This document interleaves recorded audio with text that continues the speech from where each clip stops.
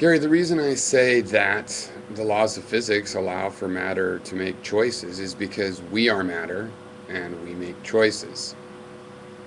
That's all I need to know in order to state that.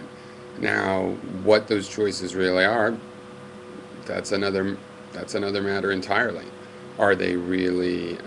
Is it just an illusion, and there really is no ability to change a decision that you have deliberated over? Really, that deliberation was pointless or was bound to end a certain way?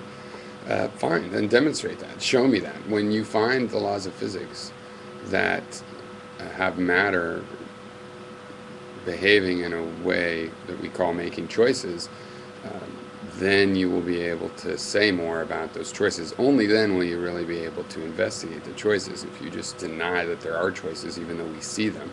And that's basically the thing both of us are saying to Nick about I. I mean, there is a phenomena I. It's a chain reaction. People get stuck on it having, oh, the stuff of it is changing. Yes, but the stuff of a wave is changing. But the wave is still coming from the sea and crashing on the shore because it's an energy. It's energy being transferred. It's a chain reaction. And that process, that is, every time we identify something, we're identifying a process.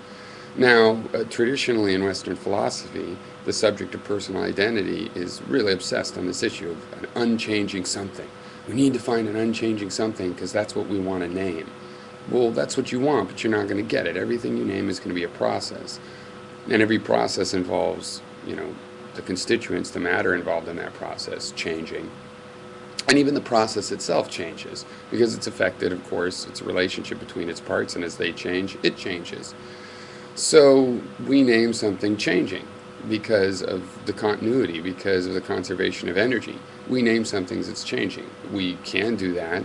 If we want to name unchanging things, fine. But, I, the concept of I, the identity of ourselves, is just the least of the things that won't have identity. Nothing will have identity because everything's constantly changing. So one point I want to make is that I do understand, the point. The point is that somebody is taking this thing that Descartes said, for example, I think, and denying that. Denying that can be an assumption. It's saying, no, we could be the results of thoughts. Our brains think us, not the other way around. Fine, I still exists. And if most of the will is unconscious, fine, the will still exists. I believe most of the will is unconscious. Yeah, absolutely. But see, the whole idea that matter can have will would lead you to think that there would be multiple wills in a network of, millions and billions of cells. There's probably going to be multiple wills, and those multiple wills are going to be fed together and processed somehow and combined into still further more abstract, concepts of your will, and then you're finally going to act. And when you act, your will still will have had parts that didn't want to act in that way. And you will have made a decision because you only have one body and you have to act one way. But the will will still be multiple. And, I'm just going based on what appears to be the case to me. And I will give up the concept of choice when you show how you can derive it from some other concept. If you can show me that if I assume,